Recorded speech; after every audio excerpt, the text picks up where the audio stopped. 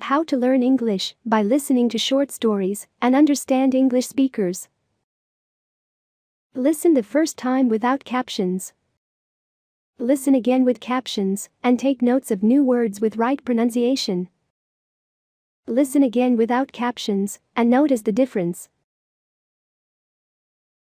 Recording by Elisa, January 2011.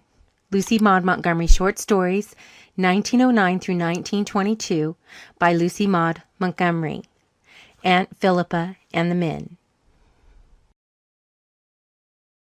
You can download the story as PDF.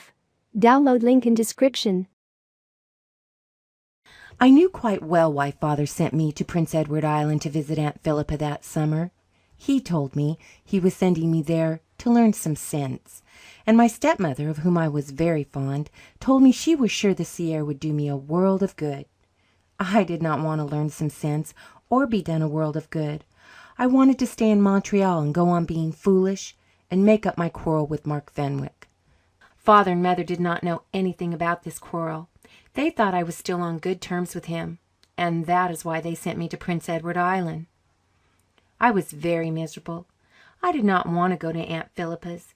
It was not because I feared it would be dull, for without Mark, Montreal was just as much of a howling wilderness as any other place, but it was so horribly far away. When the time came for Mark to want to make up, as come I knew it would, how would he do it if I were 700 miles away? Nevertheless, I went to Prince Edward Island. In all my 18 years I had never once disobeyed Father. He's a very hard man to disobey. I knew I should have to make a beginning sometime if I wanted to marry Mark, so I saved all my little courage up for that, and didn't waste any of it opposing the visit to Aunt Philippa. I couldn't understand Father's point of view. Of course he hated old John Fenwick, who had once sued him for libel and won the case. Father had written an indiscreet editorial in the excitement of a red-hot political contest, and was made to understand that there are some things you can't say of another man even at election time. But then he need not have hated Mark because of that. Mark was not even born when it happened. Old John Fenwick was not much better pleased about Mark and me than Father was, though he didn't go to the length of forbidding it. He just acted grumpily and disagreeably. Things were unpleasant enough all round without a quarrel between Mark and me, yet quarrel we did, and over next to nothing too, you understand.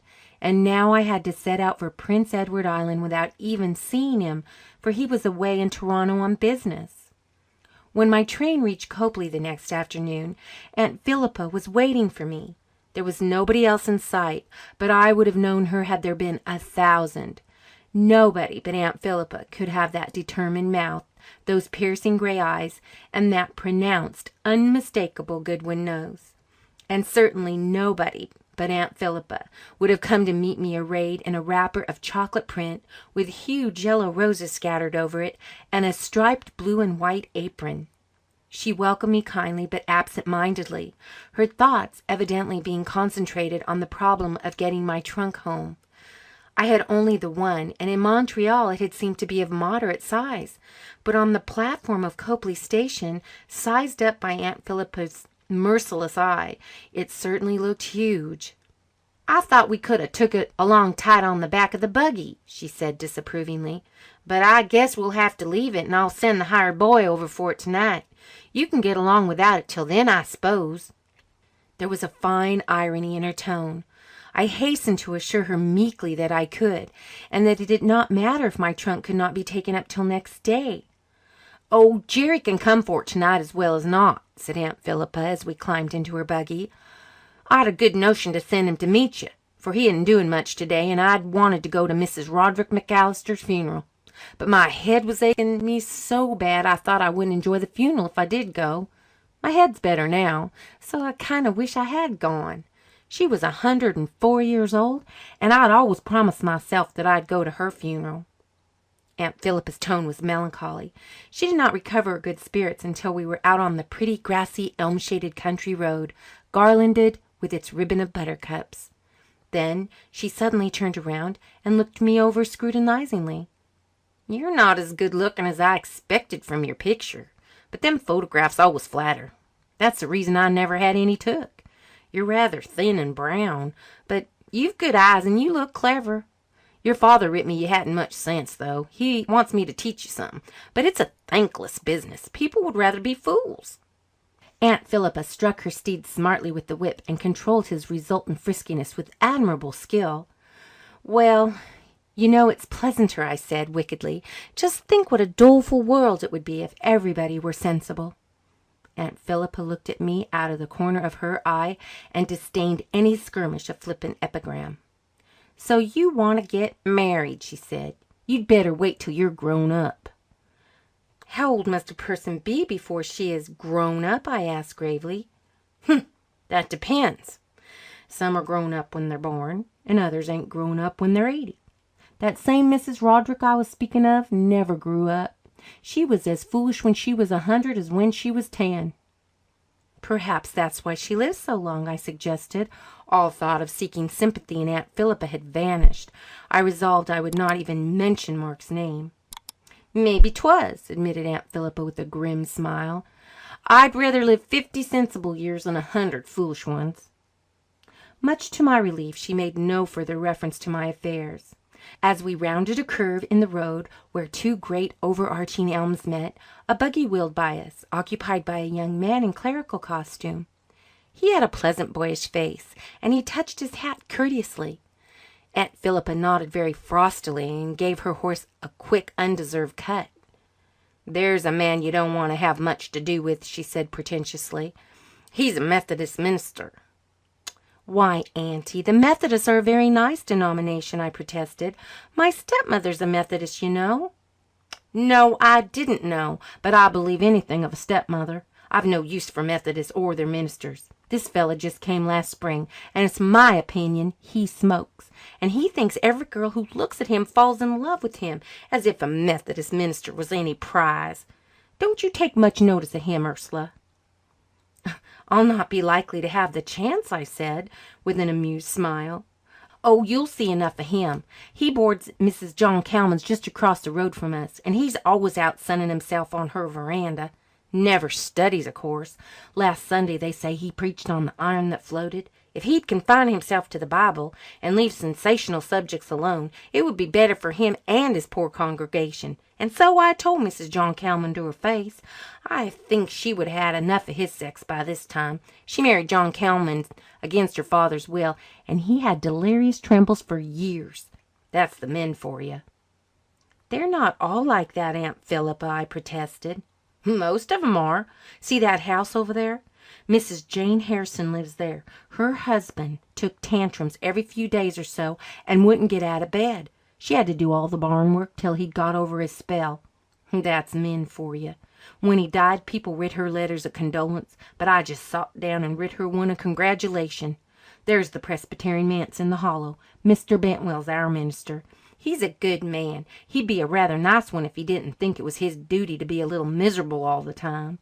He won't let his wife wear a fashionable hat, and his daughter can't fix her hair the way she wants to. Even being a minister can't prevent a man from being a crank. Here's Ebenezer Wilgrave coming. You take a good look at him. He used to be insane for years. He believed he was dead and used to rage at his wife because she wouldn't bury him. I'd have done it." Aunt Philippa looked so determinedly grim that I could almost see her with a spade in her hand. I laughed aloud at the picture summoned up. "Yes, it's funny, but I guess his poor wife didn't find it very humorsome. He'd been pretty sane for some years now, but you never can tell when he'll break out again. He's got a brother, Albert Milgrave, who's been married twice. They say he was courting his second wife while his first was dying. Let that be as it may. He used his first wife's wedding ring to marry the second. That's the men for you." "Don't you know any good husbands, Aunt Philippa?" I asked desperately. "Oh, yeah, lots of 'em over there," said Aunt Philippa sardonically, waving her whip in the direction of a little country graveyard on a distant hill. "Yes, but living, walking about in the flesh? Precious few. Now and again you'll come across a man whose wife won't put up with any nonsense, and he has to be respectable, but the most of 'em are poor bargains. Poor bargains." "And are all the wives saints?" I persisted. "Laws, no, but they're too good for the man," retorted Aunt Philippa as she turned in at her own gate. Her house was close to the road and was painted such a vivid green that the landscape looked faded by contrast. Across the gable end of it was the legend, "Philippa's Farm," emblazoned in huge black letters 2 feet long. All its surroundings were very neat. On the kitchen doorstep a patchwork cat was making a grave toilet. The groundwork of the cat was white, and its spots were black, yellow, gray, and brown. "There's Joseph," said Aunt Philippa. "I call him that 'cause his coat is of many colours, but I ain't no lover of cats. They're too much like the men to suit me." "Cats have always been supposed to be peculiarly feminine," I said, descending. "'Twas a man that supposed it then," retorted Aunt Philippa, beckoning to her hired boy. "Here, Jerry, put Prince away. Jerry's a good sort of boy," she confided to me as we went into the house. "I had Jim Spencer last summer, and the only good thing about him was his appetite. I put up with him till harvest was in, and then one day my patience give out. He upsot a churnful of cream in the backyard and was just as cool as a cowcumber over it. Laughed and said it was good for the land. I told him I wasn't in the habit of fertilizing my backyard with cream. But that's the men for you. Come in.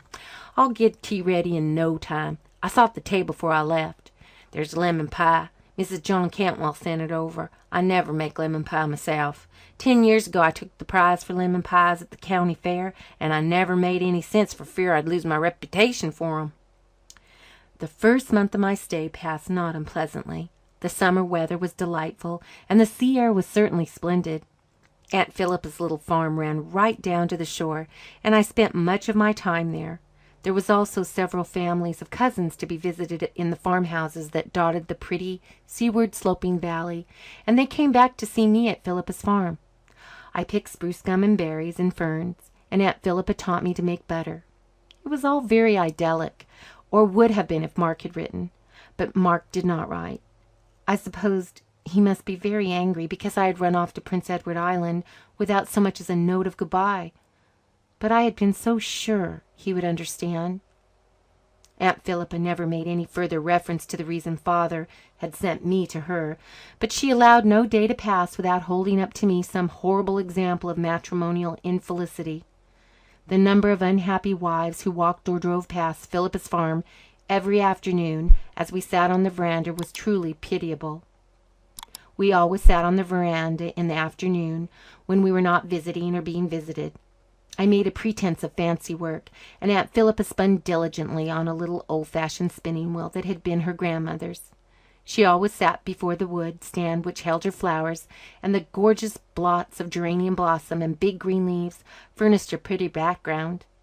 She always wore her shapeless but clean print wrappers, and her iron-gray hair was always combed neatly down over her ears. Joseph sat between us, sleeping or purring. She spun so expertly that she could keep a close watch on the road as well, and I got the biography of every individual who went by. As for the poor young Methodist minister, who liked to read or walk on the veranda of our neighbor's house, Aunt Philippa never had a good word for him. I had met him once or twice socially and had liked him. I wanted to ask him to call but dared not. Aunt Philippa had vowed he should never enter her house. "If I was dead and he came to my funeral, I'd rise up and order him out," she said. "I thought he made a very nice prayer at Mrs. Seaman's funeral the other day," I said. "Oh, I've no doubt he can pray. I never heard anyone make more beautiful prayers than old Simon Kennedy down at the harbor. He was always drunk or hoping to be, and the drunker he was, the better he prayed. It ain't no matter how well a man prays if his preaching isn't right. That Methodist man preaches a lot of things that ain't true, and what's worse, they ain't sound doctrine. At least, that's what I've heard.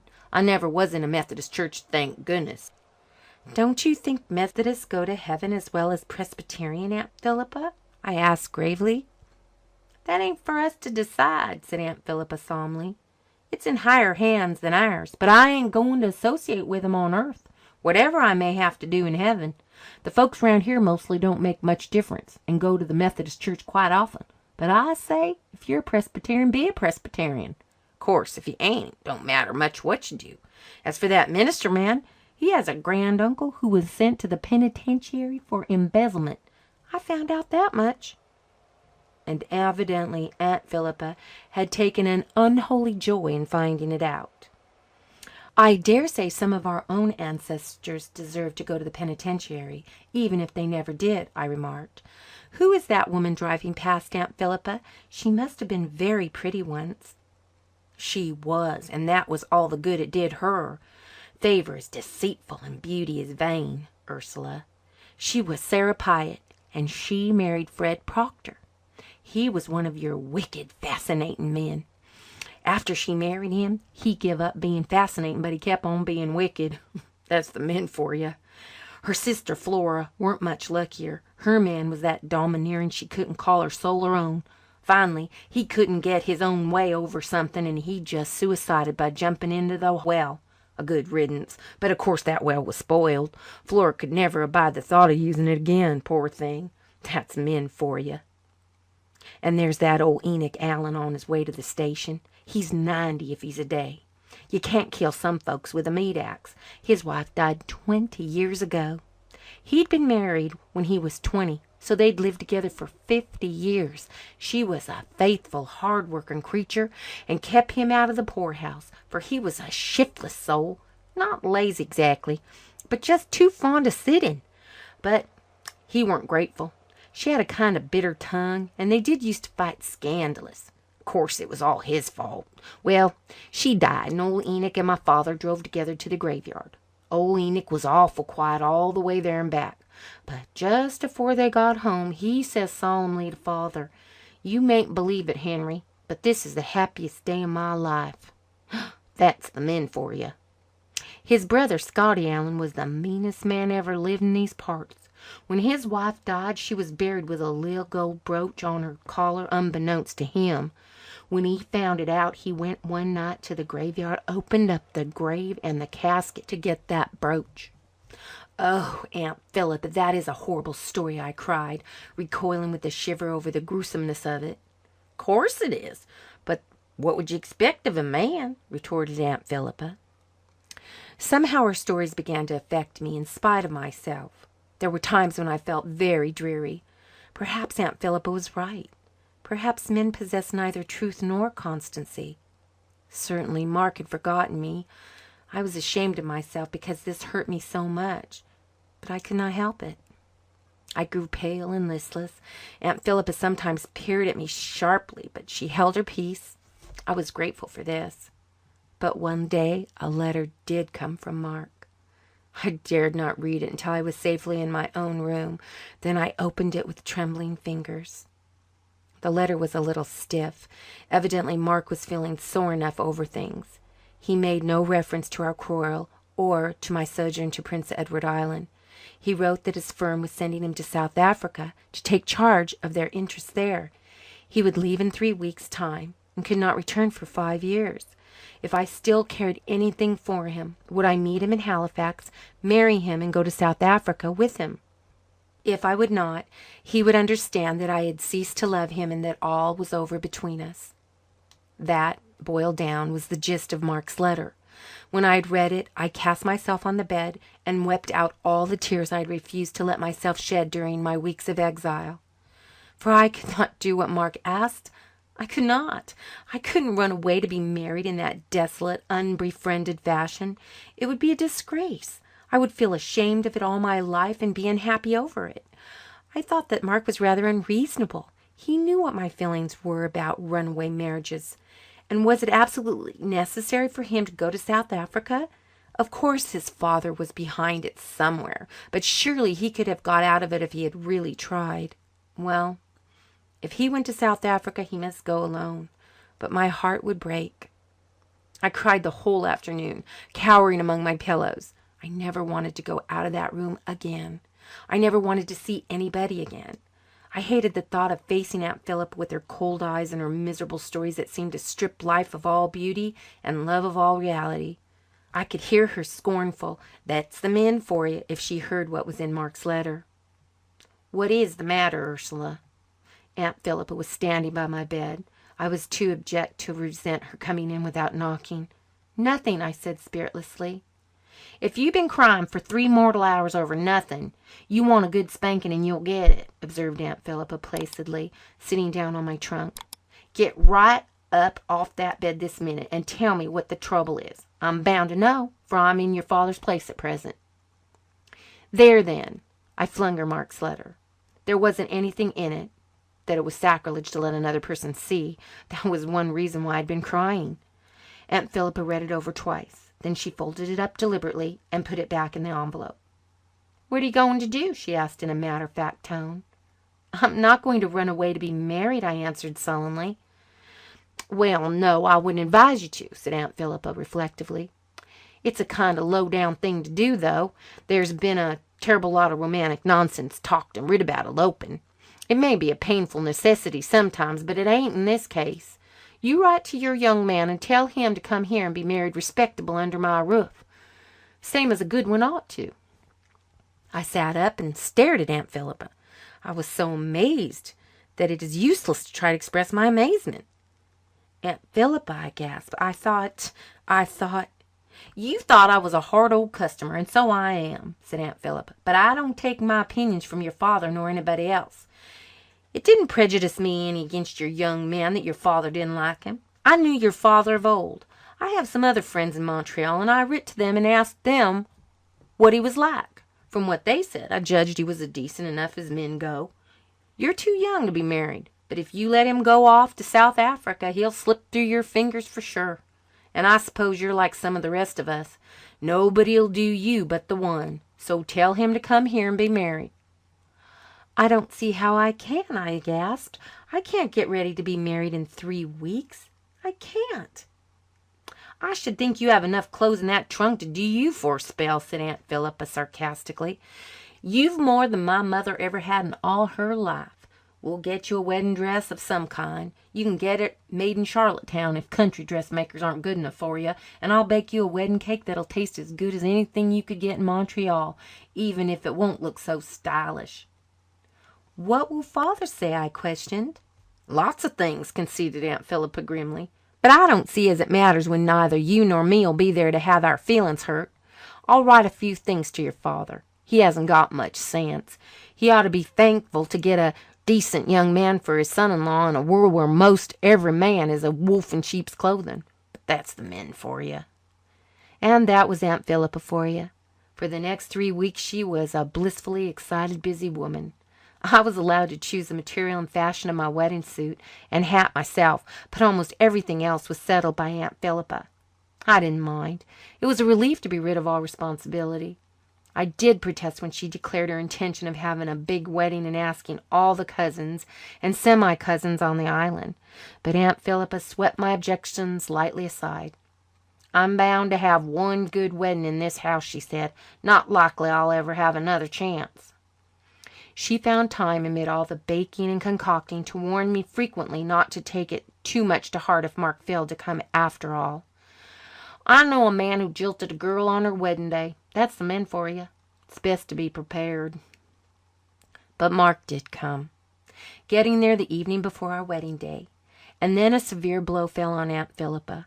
Word came from the manse that Mr. Bentwell had been suddenly summoned to Nova Scotia to his mother's deathbed.